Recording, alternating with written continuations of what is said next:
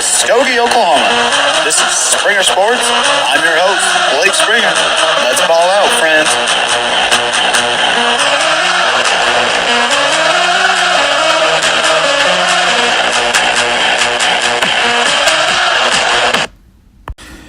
Hey, folks, it's game time here on Springer Sports, and today, in studio with me today, I have Kellan Roellich. He's joining me over the phone, and today we're going to talk about the Masters, April 5th through the 8th, so this weekend in Augusta, Georgia, one of the biggest golf tournaments of the year.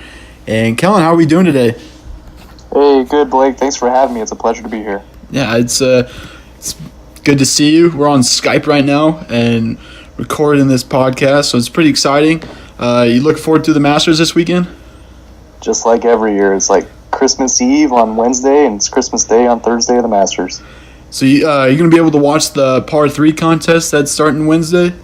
I hope so. I try to every year, but this year might be tough with classes. So I've never watched it, so I kind of discuss for the people that listen here, discuss the par 3 competition that takes place on that first day. Yeah, so Wednesday of the Masters, there's a par 3 contest that anyone in the field can participate in, but there's this big jinx that if you win the par 3 contest, you're never going to win the actual Masters. So a lot of the guys, they either don't participate or they let their wife or their kids hit a tee shot for them, so that disqualifies them from the par 3 competition. But it's a lot of fun, a lot of hole-in-ones, a lot of just fun shots, good atmosphere. And guys from the past that were in the Pro Tour, they come back and participate in that too, correct? Definitely. Nicholas was there last year, I think. I know Palmer played it a few years ago when he was still around. So it's a lot of fun, Right on. So let's get to it real quick. Before the Masters, have you been able to catch up on some of the recent golf tournaments that have taken place at the start of this season? Definitely. Try and watch every tournament. I try to.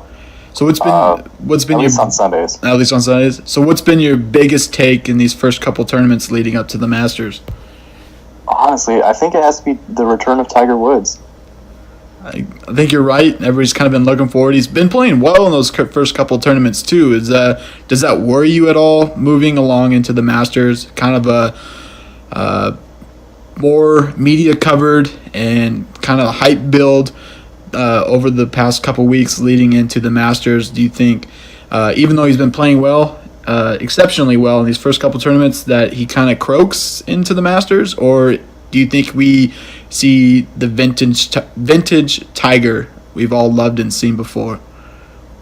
I think if it's any other player, all this media hype will definitely get to them and they'll croak. But I think Tiger just lives for this stuff, and I think he's going to make the cut this week. I don't know how deep he'll go, but I expect a lot of things from Tiger Woods this week, a lot of good things. All right, so we were talking about earlier, we were looking at the Vegas Insider, and they had their top picks with the odds to win. So they have Spieth and Woods being the top two, correct? Yes. Odds to win at 10-1, and then they have Dustin Johnson and Thomas at 12-1, and also Rory McIlroy at 12-1. Give me your take on the Vegas Insiders' top 5 best odds to win the Masters this year. I think they're pretty accurate. I think any one of those top 5 could easily win it. They're all great players. I don't know about Spieth being 10-1. I hate to say, but he's kind of falling off a little bit this year. He changed a lot of stuff in his swings. His putting is not as good as it usually is, but he can win it. All it takes is 4 good days, and he's right there in the winner's circle. So what I really haven't seen Spieth's name in the previous tournaments, so I feel like that would worry me most, but he is a professional. He's been at this level. He hasn't won the Masters yet, correct? I don't think he did, actually. Okay. I know he was in contention a few years ago, but he choked on Sunday. I do remember that one, but Woods, he's lived and died at the Masters. We all know. Hopefully looking forward to the red polo on Sunday. I think everybody's kind of just waiting for that. I hate to interrupt you, but Spieth actually did win the Masters. I feel like a horrible golf fan here. 2015. Okay, he won the Masters. That's right. But he did. I think he did choke in one of the Masters. I'm not too big on the golf expert people, but Kellan is, and so I do remember him choking in on a Sunday, I believe, I believe it was 2016. I think it was the year after. because he was trying to go back to back, right? I know Vegas Insider doesn't have this guy in top 5, but what do you think about Phil Mickelson maybe running it up there here in the Masters this year? I'd love to see Phil play well this week as well. He's just one of those all-around good guys that you like to see play well, and he definitely has the game for it. I think just as a lefty golfer myself, I just want to see him always be successful. That's just kind of how I look at Fair it. land, Bubba. Yeah. And so we have Vegas Insider's top 5 picks, and then I want to talk about your top 5 picks. You have Thomas at number 1 being your top guy to win it all, Rory, and then you come in with Bubba Watson and Justin Rose, and then you have Tiger at your 5. Tell me how you came up with your top 5. Yeah, so I'll start with Justin Thomas. He's kind of my go-to pick right now. I think he's easily the best player in the world right now, even if the official rankings don't convey that. He's just on a complete tear right now. He hasn't missed a cut in his last 15 events. He's putting out of his mind. He drives the ball a mile, and he just plays fearless, which I think is something that you need at Augusta. You can't have fear in the back of your mind on every shot that you hit. Right. So you said he hasn't missed a cut in the last 15 tournaments he's played in? Correct. I think that last summer, I want to say, was the last missed cut. It's pretty good. Hopefully that streak continues moving into the Masters. Okay, so now you have Rory being your number 2. What separates Rory being your top 2? Yeah, so kind of the same thing with Justin Thomas is Rory's just been on a tear lately. At I think it was Bay Hill a few weeks ago, he just put on a clinic, especially that back 9. I'm sure there's still some streak marks on the course from what he did on that back 9. It was incredible.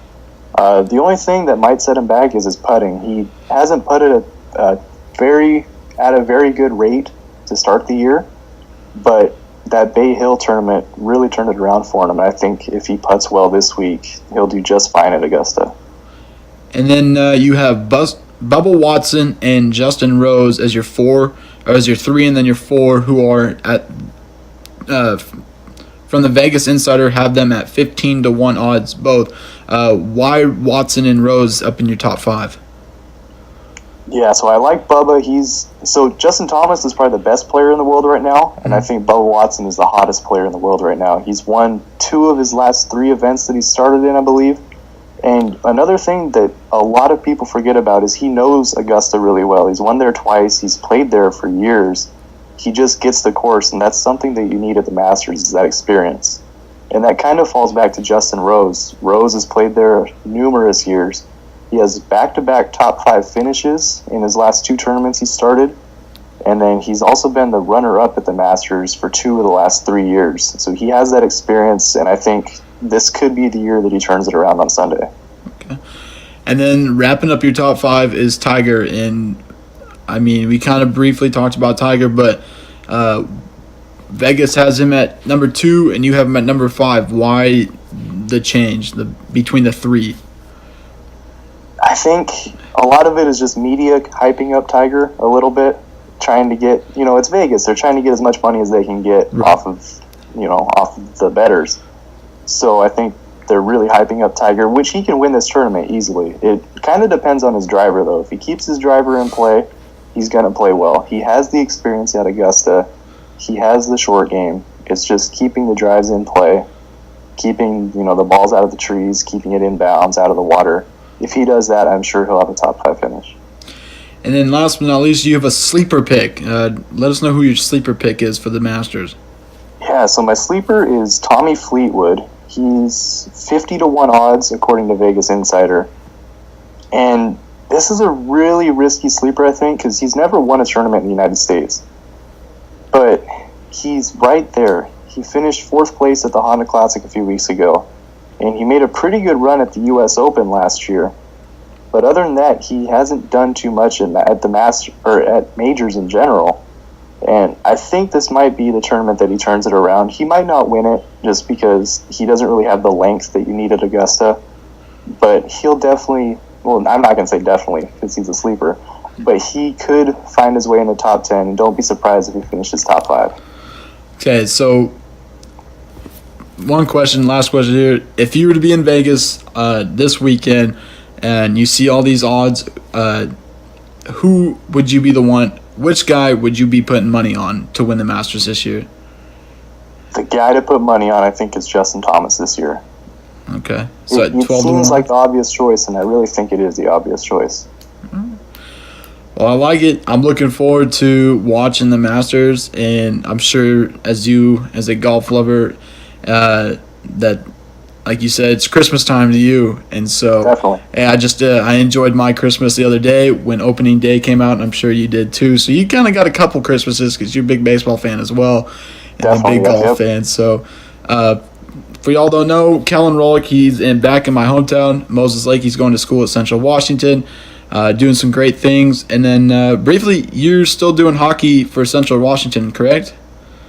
So we just got done a couple weeks ago. It started getting a little warm. Yeah. The ice melted. But yeah, we went from October until middle of March, beginning of March. So intramural hockey at Central Washington, big Yes, Pittsburgh Penguins fan. Yes, before we move along, how are they looking so far? Whew. I hate to say it, but I don't think the three-peat's going to happen this year. You don't think it's going to happen this year? Me being the fan, I really hope it does happen, but there's a lot of good teams this year that anything can happen in the playoffs. We might have to touch base on that when the NHL playoffs come along for you. Definitely. Next week, Kellan's going to join me again, folks, and we're going to talk about the NBA playoffs because I believe they're wrapping up here in the next week or two, and we'll go through our picks and our predictions to see who will make it to the NBA Finals and come out on top this year. So that's going to be all today. It is a short podcast, but a very efficient one, and really looking forward to the Masters this week. So you guys have a great week. Enjoy the Masters. Have fun. And thanks for listening. Love the support. This is Blake Springer, Springer Sports. Have a great night.